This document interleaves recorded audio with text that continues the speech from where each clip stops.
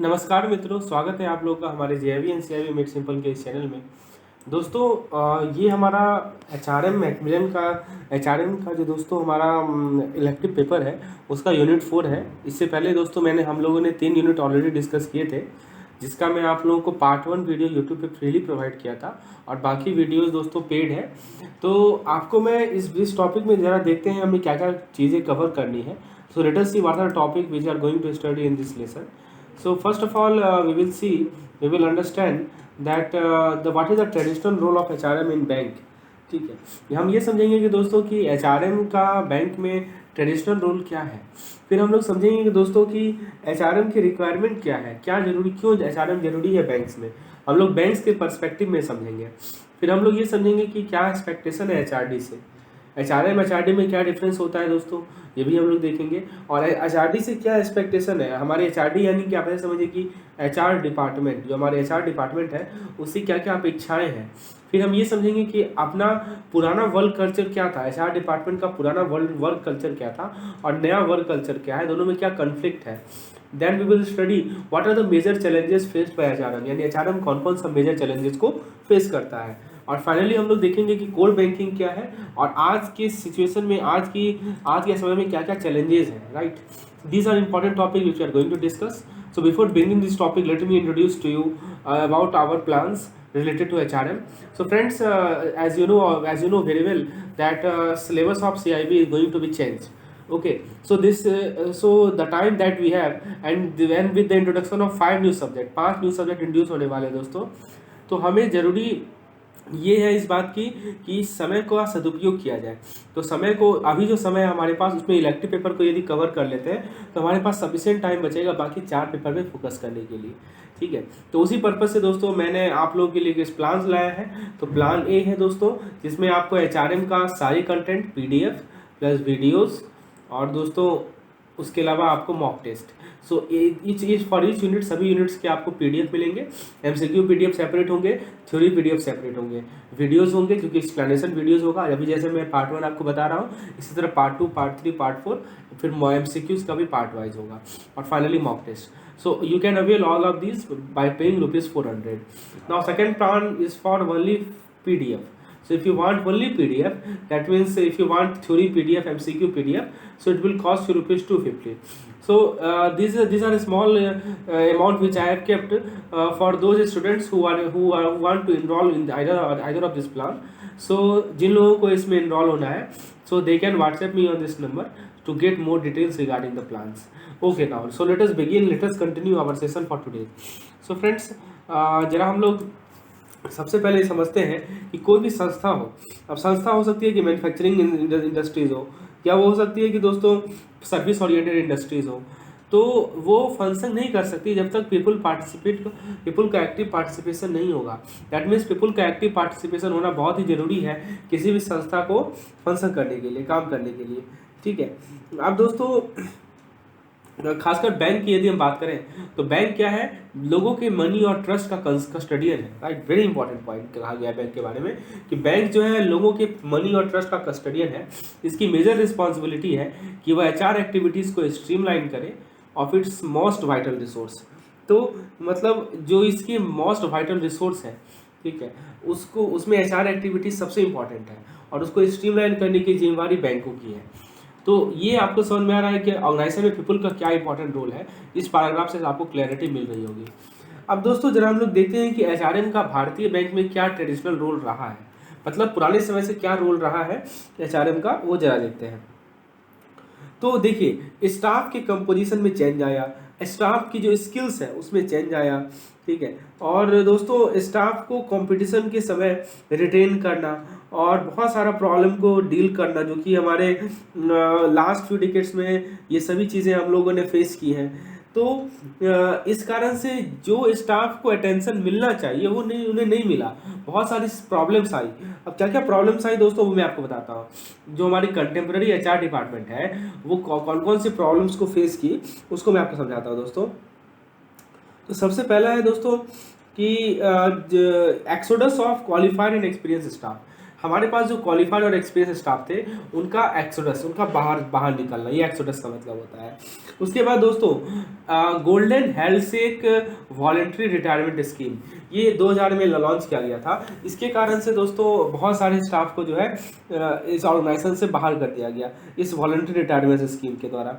इसमें क्या कहा जाता था कि इसमें क्या होता था दोस्तों कि जो हमारे जो रिटायरमेंट से मान लीजिए किन्हीं का 4 साल बचा है, 3 साल बचा है, उनको वॉलंटरी रिटायरमेंट दे दिया जाता है।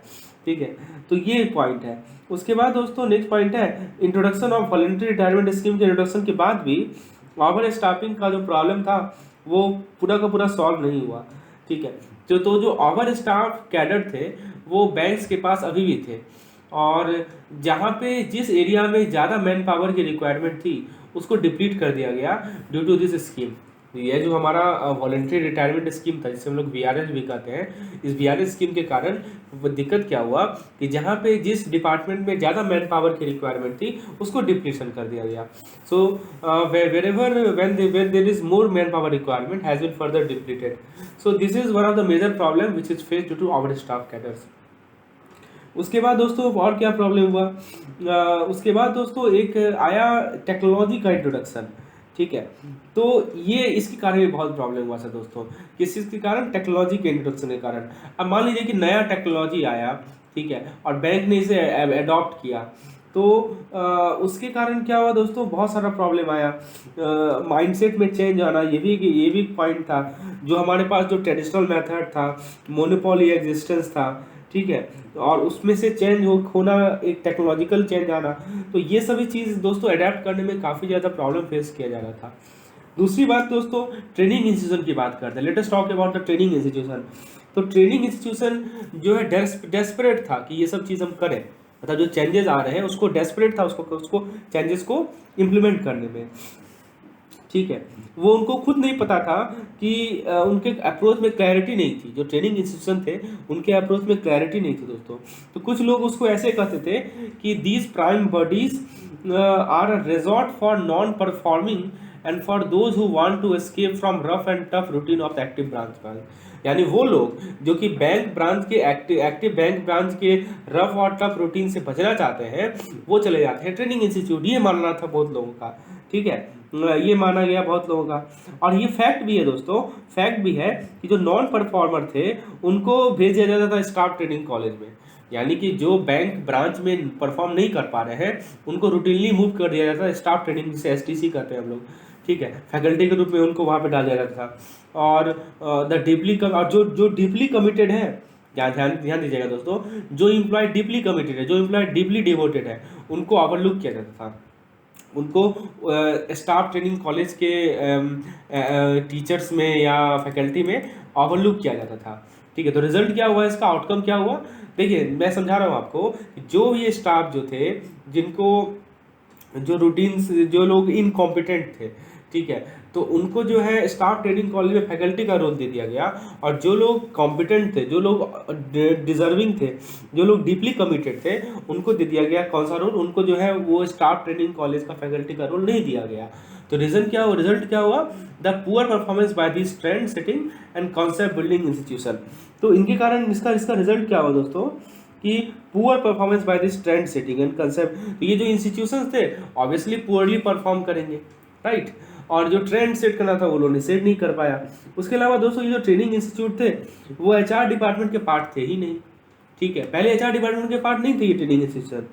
तो जो असिस्टेंट जनरल मैनेजर होता वो एजीएम जिसे कहते हैं हम लोग, तो एजीएम कैडर जो है इसे, so it was AGM cadre. तो एजीएम कैडर थे दोस्तों, वो इसके हेड हुआ करते थे। और दोस्तों उसके बाद the task before the HR department, तो एचआर डिपार्टमेंट के सामने एक बहुत बड़ा चैलेंज ये था कि रीओरिएंट करना, इस क्विकली रीओरिएंट करना, ठीक है, और तुरंत काम करना। तो ये था ट्रेडिशनल मेथड। ये मैं आपको समझा दिया कि एचआरएम जो है ट्रेडिशनली कैसे काम कर रहा था, क्या क्या प्रॉब्लम्स थी। जो कॉम्पिटेंट स्टाफ है उनको वो ट्रेनिंग का जो हमारे ट्रेनिंग कॉलेजेज है उनकी फैकल्टी नहीं बना रहे हैं, जो इनकॉम्पिटेंट है उनको बना रहे हैं, एक्सोडस होना, वीआरएस स्कीम को लॉन्च करना, ओवर स्टाफ कैडर जो है अभी भी बैंक के पास है, जहाँ पे मैन पावर ज़्यादा की रिक्वायरमेंट है वहाँ पे उन्होंने मैन पावर हटा दिया, वीआरएस दिलवा दिया। ठीक है। तो ये सभी प्रॉब्लम्स थे, ये सभी प्रॉब्लम फेस किया जा रहा था एचआरएम डिपार्टमेंट के द्वारा। आपको मैंने प्रॉब्लम समझा दिया ना कि क्या क्या मेन प्रॉब्लम था और क्या क्या मेन चैलेंजेस थे। तो ये हमारा ट्रेडिशनल रोल है एचआरएम का भारतीय बैंक में। अब बात करते हैं कि रोल में क्या चेंज आया, अब कैसे चेंज आया, ये सब बात हम लोग करेंगे अब।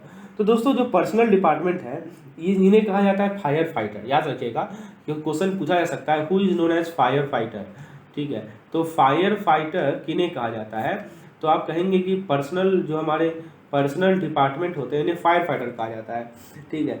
तो किसी किसी बैंक में इनको एक और ड्यूटी दे दिया गया इंडस्ट्रियल रिलेशन फायर बनाने का, और ये इंश्योर करने का कि जो इंडस्ट्रियल रिलेशन प्रॉब्लम है वो मैनेजमेंट के प्रोसेस को कॉम्प्रोमाइज़ नहीं करे।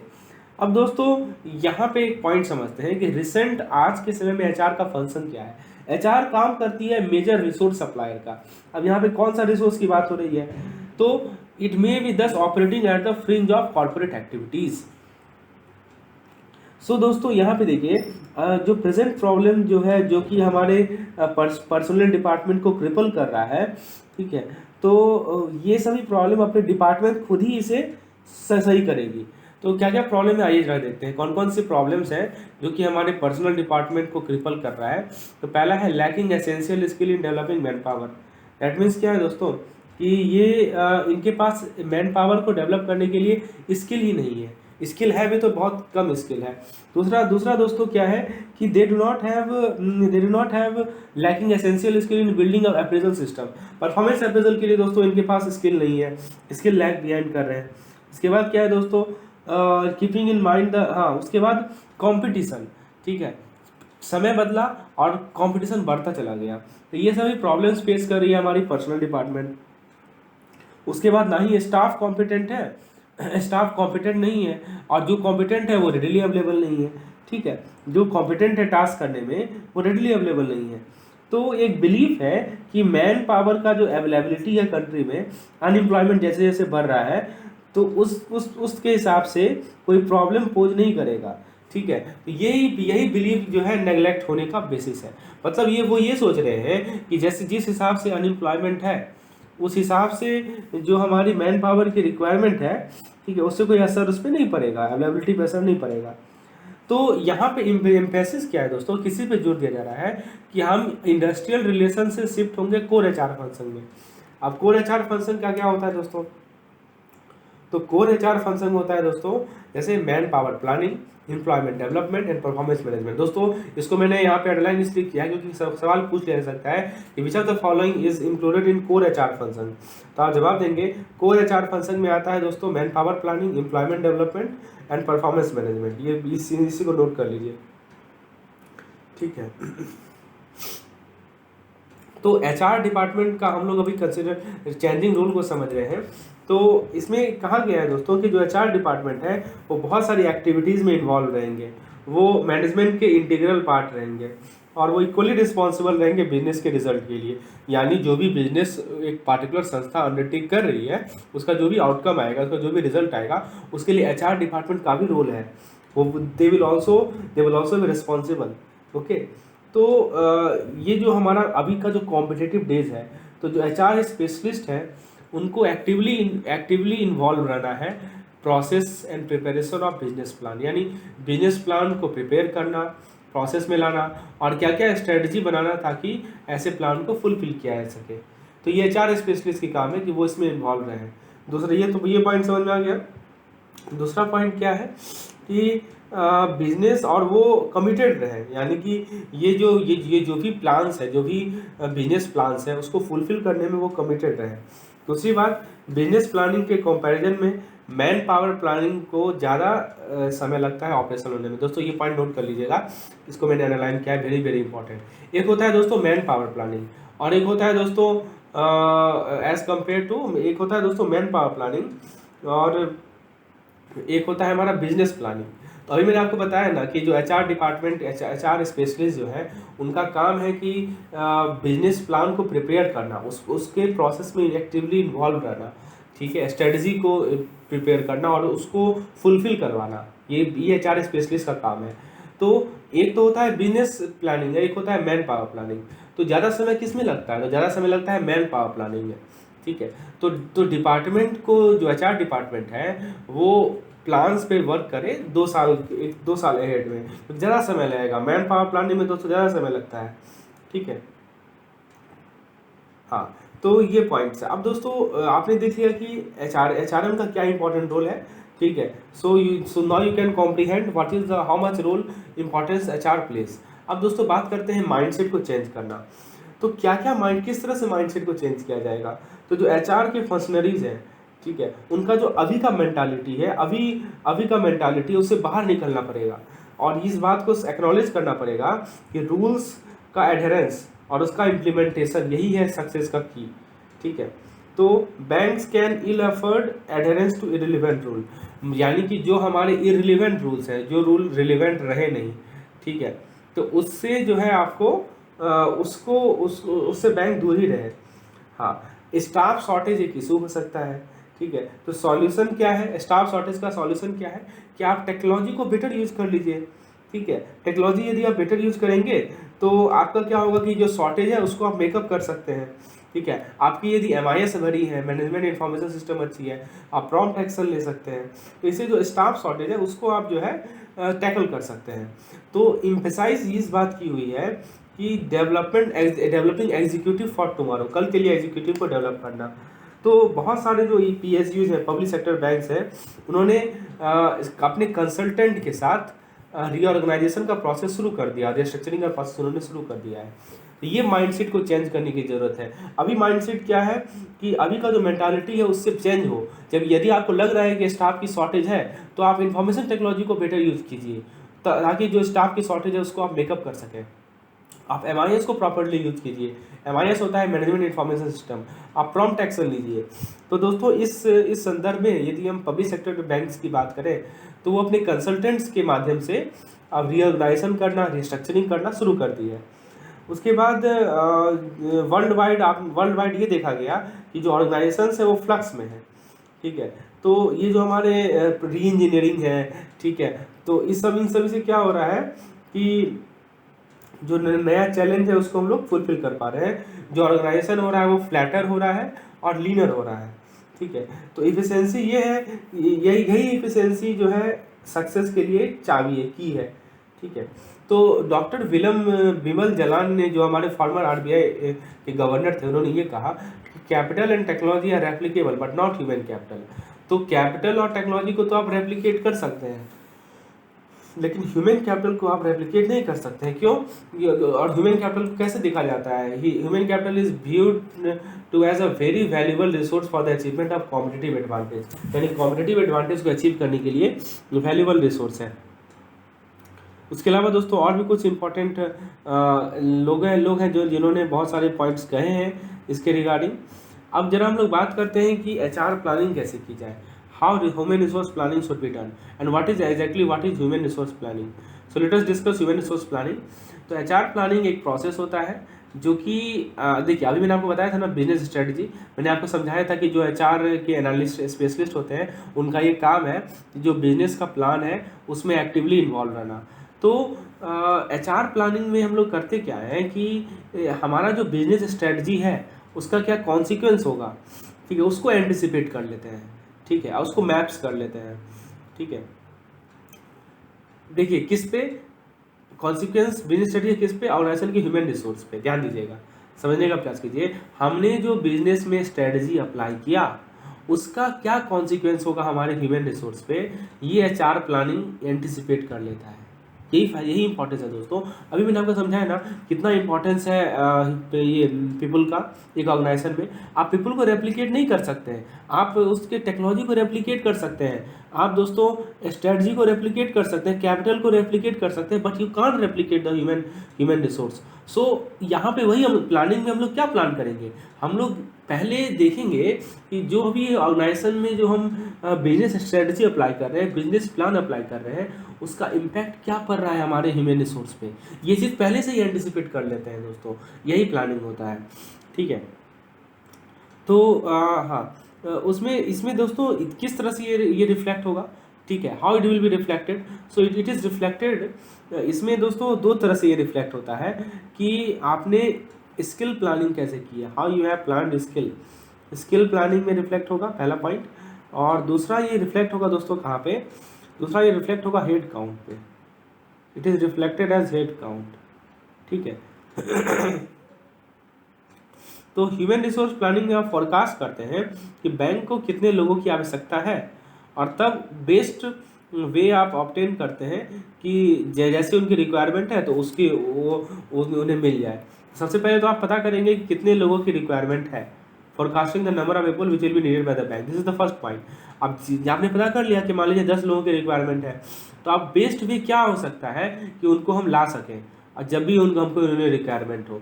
यही होता है ह्यूमन रिसोर्स प्लानिंग। आपसे यदि पूछा जाए कि ह्यूमन रिसोर्स प्लानिंग में क्या क्या दो काम करते हैं, तो सबसे पहला काम आप बोलेंगे कि हम पहले बताते हैं कि कितने लोग की रिक्वायरमेंट है, और जब हमें पता चल जाती है कि 10 लोग की रिक्वायरमेंट है या 15 की रिक्वायरमेंट है, तो कैसे उनको लाया जाए और क्या किस समय पर लाया जाए, this is the important point, ठीक है। तो सबसे मेजर फैक्टर है फोरकास्टिंग, फोरकास्ट करना। कैसे फोरकास्ट करेंगे, फोरकास्टिंग के अंदर क्या क्या एक्टिविटीज़ आएंगे। तो आपसे पूछा जाए कि बैंक के एचआर डिपार्टमेंट का, याद रखिएगा एक सवाल पूछा जा सकता है, बैंक के एचआर डिपार्टमेंट का मेजर फंक्शन क्या है। यदि आपसे ये सवाल पूछा जाए एचआर डिपार्टमेंट का मेजर फंक्शन क्या है, तो आप बताएंगे कि forecasting is the major function of HR department. अब फोरकास्टिंग में क्या क्या काम करना होता है इसको, तो workforce numbers in sufficient detail along with desired position profile. अब किस पोजीशन पे क्या प्रोफाइल है उसके हिसाब से आपको वर्कफोर्स का नंबर सफिशिएंट डिटेल होना चाहिए, कि मतलब ये प्रोफाइल के लिए इतना वर्कफोर्स चाहिए, इस प्रोफाइल के लिए इतना वर्कफोर्स चाहिए। दूसरा पॉइंट है likely changes to the business focus of the bank and its impact on the workforce, ठीक है। तो इसमें क्या होता है दोस्तों, सेकंड पॉइंट आपको देखना ये है फोरकास्टिंग में कि जो हमारा बैंक है, बैंकिंग संस्था है ना, उसी के बारे में बात की जा रही है, क्योंकि टॉपिक का नाम ही है एचआरएम इन बैंक्स। तो बैंक्स का जो बिजनेस फोकस है उसमें क्या क्या चेंजेस आ रहे हैं और उसका इम्पैक्ट क्या पड़ेगा वर्कफोर्स पे, करंट वर्कफोर्स पे क्या वेरिएशन आएगा आगे आने वाले साल में, ये भी हमारा फोरकास्टिंग का पार्ट है। आपको फोरकास्ट ये भी करना है कि आगे आने वाले साल में हमारे बैंक्स का जो बिजनेस प्लान है, बिजनेस फोकस है, उसमें चेंज आने के कारण हमारा वर्कफोर्स पे क्या इफेक्ट पड़ेगा। और तीसरा है दोस्तों बजट पे क्या इम्पैक्ट पड़ेगा और फंडिंग पे क्या इम्पैक्ट पड़ेगा। मान लीजिए कि आपको लग रहा है कि हाँ वर्कफोर्स को बढ़ाने की ज़रूरत है, तो उसका बजट पे क्या इफेक्ट पड़ेगा, ठीक है, फंडिंग पे क्या इफेक्ट पड़ेगा, ये सभी आपको फोरकास्ट करना है, ठीक है। और खासकर बैंक के बारे में बात करें दोस्तों, तो बैंक ऑपरेट करता है डायनेमिक एनवायरनमेंट में, कुछ स्टैटिक नहीं रहता है दोस्तों, बैंक ऑपरेट ही करता है डायनेमिक एनवायरनमेंट में। जब वहाँ पे नया एडवांस प्रैक्टिस को लाया जाता है, जिस कारण से कस्टमर रिक्वायरमेंट चेंज होती है, तो एचआर जो है, एचआर को क्या करना है कि इनपुट लेना है बिजनेस के लीडर्स से, जो बिजनेस के लीडर्स हैं उनसे इनपुट लेना है। तो यही चीज़ है, यही है एचआर प्लानिंग। तो एचआर प्लानिंग में क्या है दोस्तों, efficient collection and analysis of employ statistics and trend in the workforce help in predicting the future manpower required for the bank. तो यदि आपके पास एक सक्षम एफिशिएंट कलेक्शन रहेगा, आपके पास एफिशिएंट एनालिसिस होगा कि एम्प्लॉय की क्या स्टैटिस्टिक्स है और क्या ट्रेंड है वर्कफोर्स में, इससे आपको ये सहायता मिलेगी कि आप फ्यूचर मैन पावर रिक्वायरमेंट को प्रिडिक्ट कर सकेंगे। बेसिकली यही काम कर रहे हैं ना हम लोग, फ्यूचर मैन पावर को प्रिडिक्ट करना।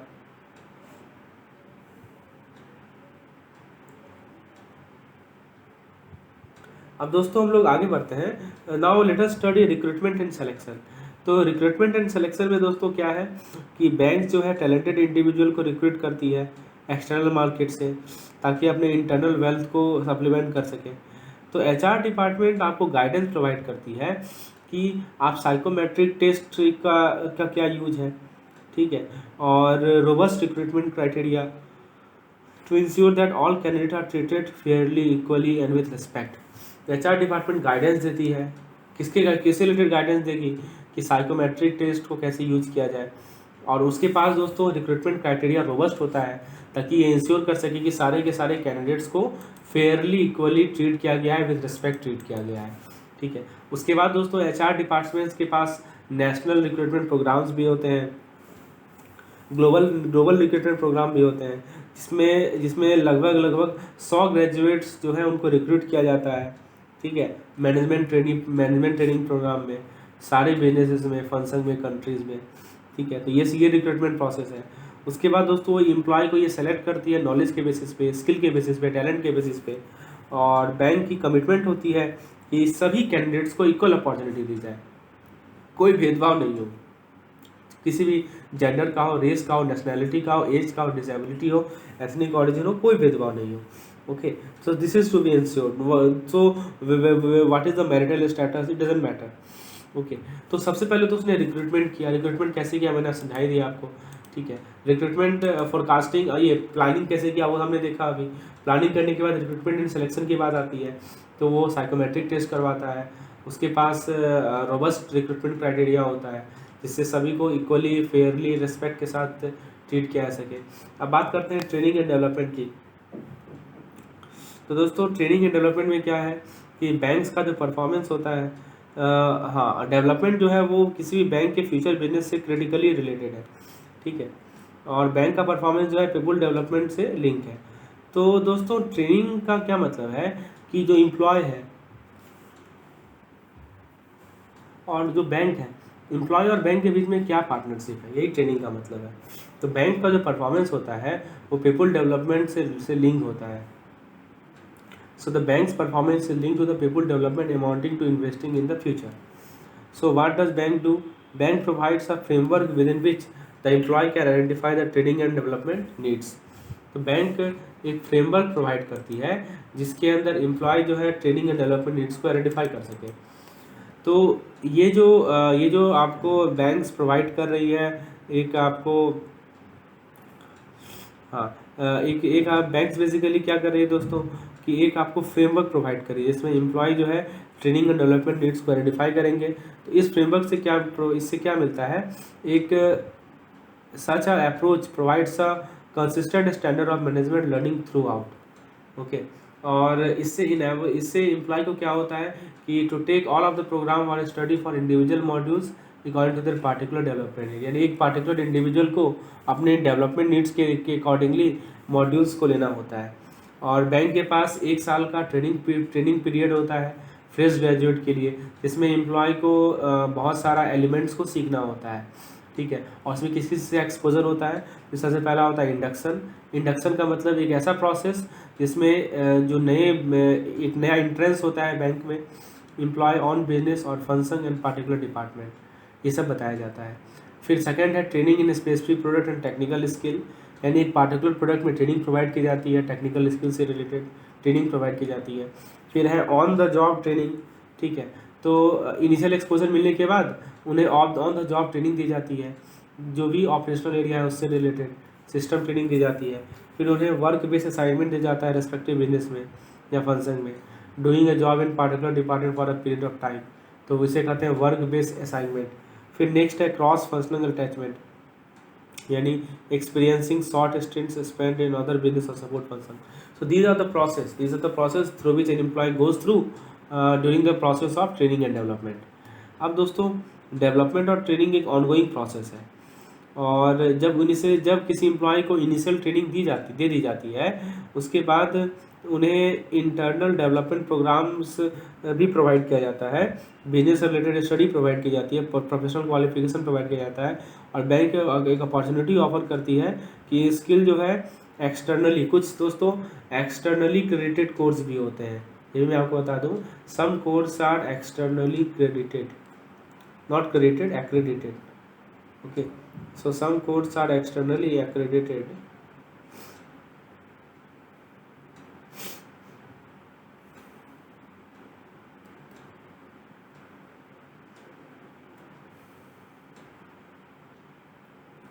Accredited course, so it is called externally accredited course। और ये डिज़ाइन किया जाता है टॉप यूनिवर्सिटी के कंजंक्शन में, बिजनेस स्कूल के कंजंक्शन, मतलब जो भी हमारे एम्प्लॉय हैं उनको टाइम टू टाइम उनके स्किल को बढ़ाना, नॉलेज को बढ़ाना, सो दिस कोर्सेज, ठीक है। और इसमें टॉप यूनिवर्सिटीज सब होते हैं। इसमें प्रोडक्ट ट्रेनिंग प्रोवाइड की जाती है एम्प्लॉय को।